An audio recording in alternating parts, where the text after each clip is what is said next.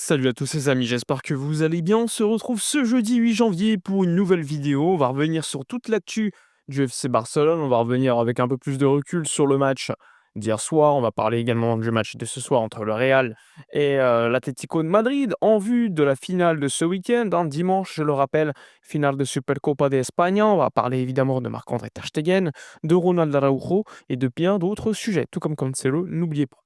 Juste avant, n'hésitez pas à mettre un petit like à la vidéo pour soutenir le travail effectué quotidiennement. On se retrouvera évidemment en live ce soir pour parler un petit peu de tout. Il y aura l'avant-match entre le Real et l'Atlético. Ça va être intéressant. On va parler un petit peu de tout, d'actu, faire le point, parler avec vous. C'est super intéressant, vos questions, etc. Donc soyez là également ce soir en live à partir de 18h15 sur Twitch, YouTube et sur Discord. Tous les liens en description. Alors on y va. On y va. La victoire hier assez large du Barça, victoire 5-0. Je vous renvoie à ma vidéo d'hier pour le débrief du match. Depuis, on a pu suivre donc la conf de presse d'Hansi Flick qui était ultra, ultra heureux, hein. C'est rare de le voir comme ça en conf de presse, mais Flick a parlé de la solidité défensive, retrouvé avec 5 clean sheets de suite. Il a dit qu'aujourd'hui, le Barça, c'était une équipe avec un ensemble qui avait le même objectif et non plus une individualité qui s'additionne à une autre individualité. Et là, c'était intéressant, un discours de Flick. On voit que Flick, a récupéré un petit peu ce qu'il avait l'année dernière en termes de joie de vivre lorsqu'il parle à la presse. Je me rappelle d'il y a encore quelques mois, il disait par exemple aux médias: «Il ne faut pas d'ego dans une équipe» et franchement, il était assez critique sur cela. Il voulait vraiment pas que les joueurs se prennent pour ce qu'ils ne sont pas et il faut l'admettre, Flick a réussi à retourner la situation. Rappelez-vous, après le match contre Chelsea, il avait dit: «Je vous le promets, on va plus revoir un Barça comme on l'a vu ce soir» et depuis, 100 de victoires, on enchaîne des clean sheets, 5 clean sheets de suite, ce n'était pas arrivé pour le Barça depuis 2020 sous Quique Setién. Bon, c'est un peu surprenant, mais oui, c'est arrivé. C'est arrivé. 5 clean sheets de suite, pour une équipe qui joue ultra, ultra offensive comme l'équipe qui est, celle de Hansi Flick, c'est quand même assez surprenant. Mais en réalité, quand tu vois que Johan Garcia est au top de sa forme et que effectivement en face, on a joué des adversaires qui sont en difficulté pour marquer des buts, bah, forcément il y a un ensemble de critères qui permet au Barça d'enchaîner les clean sheets. Même si en réalité, on a encaissé beaucoup de situations claires, hein. Pas contre Bilbao hier, hein, c'était tranquille, même s'il y a eu un poteau. Mais, par exemple contre l'Espagnol. Mais ça, c'est aussi le fait d'avoir un grand gardien et on va pas critiquer le fait qu'on ait un grand gardien quand même. On a suffisamment envié, je sais pas, le Real Madrid par exemple avec Courtois, en disant qu'il faisait gagner des points, des titres au final, et maintenant que ça nous arrive, bah, profitons-en. Même si évidemment on voudrait qu'il y ait le moins de situations, dans nos buts, pour évidemment montrer que le Barça domine encore plus.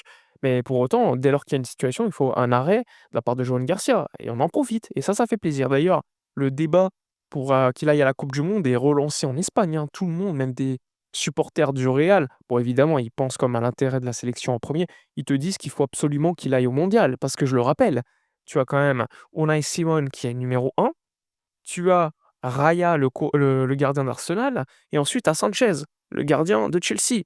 Et donc Joan Garcia, pour l'instant, n'a jamais été convoqué en équipe A de la sélection espagnole. Alors normalement, au mois de mars, il devrait être appelé.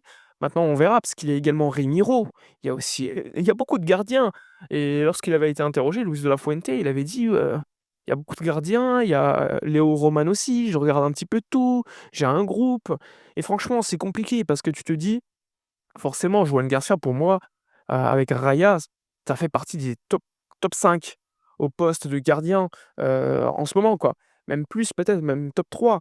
Et pour autant, bah, peut-être qu'aucun des 2 sera titulaire avec la sélection espagnole. Pourquoi? Parce qu'il y a une logique de groupe derrière de la part de Luis de la Fuente. Mais en réalité, Unai Simon, aujourd'hui, pas sûr qu'il fasse partie des 3 meilleurs gardiens espagnols. Avec le nombre de bévues qu'il enchaîne et qu'il fait, franchement, c'est un vrai sujet qu'il y aura en Espagne, même la défense. En défense, c'est quand même compliqué avec Dani Vivian, Aymeric Laporte ou d'autres joueurs. Donc ça va être intéressant à suivre pour la sélection espagnole. En tout cas, nous, on en profite, hein, Joan Garcia, immense gardien, on en profite parce que forcément, ça fait du bien d'avoir un gardien qui arrête des buts, qui est décisif. Ça faisait longtemps qu'on n'avait pas eu ça. Et donc, ça nous permet d'enchaîner les bons résultats et les clean sheets. Et ce dimanche, finale de Supercopa d'Espagne. Ce soir, on saura si c'est contre le Real Madrid qui sera privé de Mbappé, de Rudiger aussi probablement, ou contre l'Atlético qui sera donc sans, je crois, Barrios qui sera absent. pour le match de demi-finale. En tout cas, perso, je préférerais qu'on affronte l'Atlético que le Real. Même si on joue contre le Real, ça me déplairait pas de leur mettre une petite rouste après ce qui s'était passé lors du Classico, de Liga à l'extérieur. Là, tu vas peut-être jouer contre le Real. Ce serait bien qu'on les affronte aussi pour se venger un petit peu. Mais bon, je préférerais qu'on affronte l'Atlético parce que j'estime qu'en ce moment, l'Atlético est peut-être en moins bonne forme. Vous allez me dire le Real non plus, mais le Real, ils sortent quand même d'un 5-1 sans Mbappé, alors contre une équipe du Real Betis sans certains joueurs, certes, mais je fais toujours attention à certaines individualités comme Vinicius, et cetera. Je pense qu'à côté Atlético, il y a moins d'individualité, de talent, donc évidemment, pour moi, ce serait plus facile, entre guillemets, d'affronter l'Atlético que le Real. Pour autant, s'il y a Classico, il faudra qu'on soit derrière l'équipe à 100% et qu'on les frappe, qu'on les tue, comme l'année dernière, parce que ça va peut-être t'amener une dynamique ultra positive comme l'année dernière, jusqu'à un titre, pourquoi pas de Liga, de Copa del Rey, et peut-être pourquoi pas aller loin en Ligue des Champions. Mais pour cela, il faudra suivre les prochains matchs en Ligue des Champions durant le mois de janvier contre Copenhague ou Slavia Prague. Il faudra faire le boulot en espérant que d'autres équipes se foirent pour atteindre, pourquoi pas, la 8e place de cette phase de Ligue des Champions. Sinon, concernant Joao Cancelo, alors je vous l'ai dit, vendredi, normalement, visite médicale prévue, donc demain, sauf surprise, ça devrait être demain la visite médicale de Cancelo à Barcelone. Marc-André Ter Stegen, quant à lui, a fait le voyage direction Barcelone pour aller voir son médecin. Deco, hier avant le match, il a confirmé que Ter Stegen n'était pas blessé, qu'il avait eu une petite gêne au genou, il avait eu peur suite à, évidemment, sa longue blessure, il pensait avoir eu une nouvelle fois une blessure, finalement rien du tout. Les tests ont montré que c'était rien, plus de peur que de mal pour Ter Stegen qui devrait bien quitter le Barça cet hiver en prêt. Maintenant on verra pour quel club. On parle beaucoup de Gérone, lui est plutôt OK pour aller à Gérone, mais après c'est une question salariale qu'il faudra évoquer entre le Barça, Gérone et le joueur. En tout cas, le Barça lors des prochains jours va enchaîner présentation de Joao Cancelo, évidemment enregistrer son contrat avec l'absence de longue durée d'Andreas Christensen.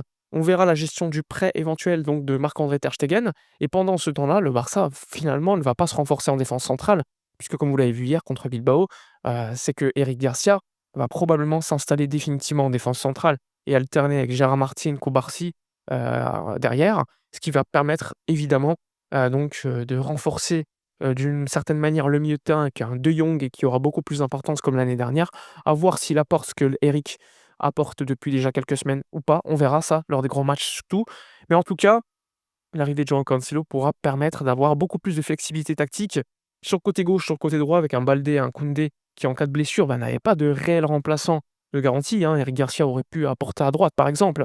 Mais bon, à gauche, par exemple, il n'y avait personne. Gérard Martin, pour moi, n'est pas assez bon au poste de latéral gauche. Et à droite, Eric Garcia faisait un excellent travail.